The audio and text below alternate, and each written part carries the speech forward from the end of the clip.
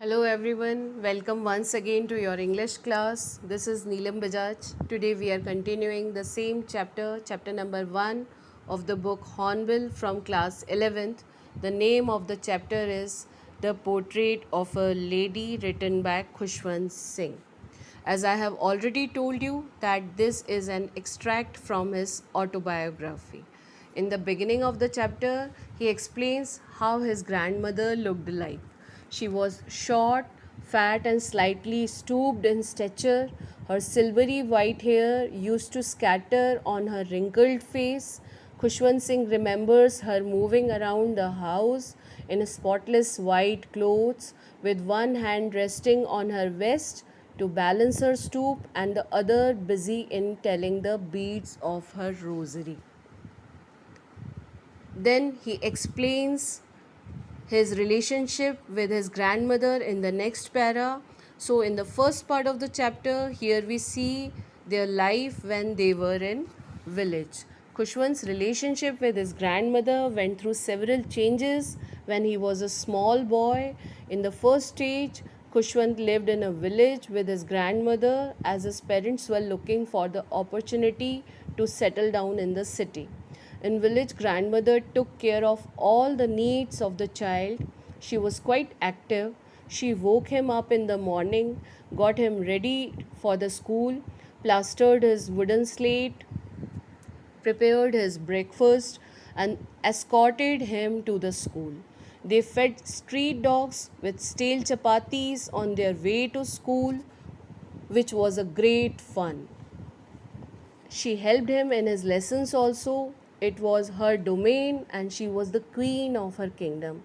In this period, she was the sole unchallenged guardian, mentor, and creator of the child Khushwant. But further, the turning point came in their relationship when they came to city to stay with Khushwant's parents. In city, Khushwant joined an English medium school and started to go to school by a motor bus. Here, the role of grandmother in his bringing up was cut short a little bit. Now, she could not accompany him to the school. Despite taking a lot of interest in his studies, she could not help him in his lessons because he was learning English. Now, we are taking the chapter further.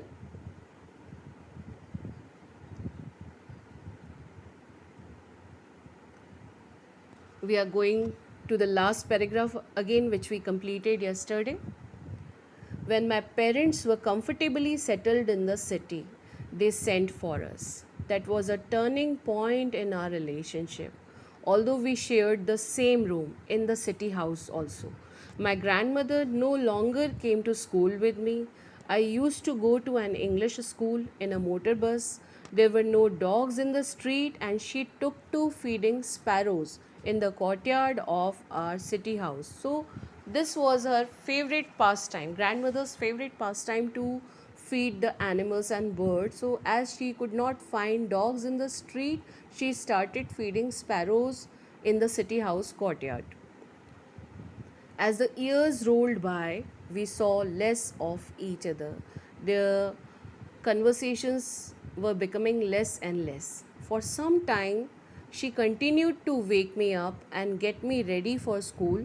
When I came back, she would ask me what the teacher had taught me. So, in the beginning, as he was coming back from school, grandmother was very curious to know what he was learning at his new school. So, she used to ask him various things, what he was learning, and that. I would tell her English words and little things of Western science and learning, the law of gravity, Archimedes' principle, the world being round, etc. This made her unhappy. She could not help me with my lessons. She did not believe in the things they taught at the English school and was distressed that there was no teaching about God and the scriptures. As you know, in village, they used to go to temple where his studies took place, and he was reading the religious scriptures there. But here now the scene is totally different in the city school.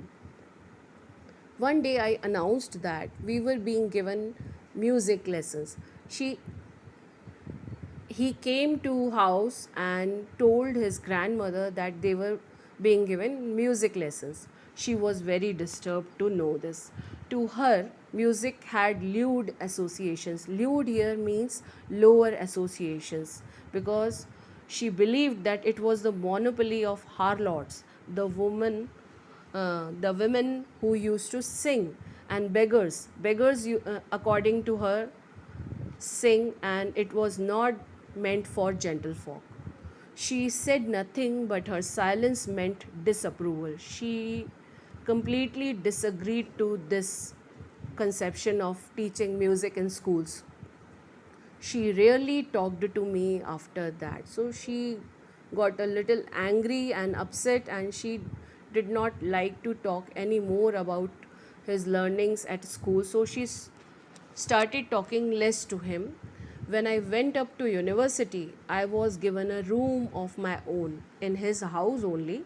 The common link of friendship was now snapped. Earlier, they were sharing the same room, so there was a link between them, but now they had separate rooms, so this common link was also snatched from them. My grandmother accepted her seclusion, her loneliness with resignation.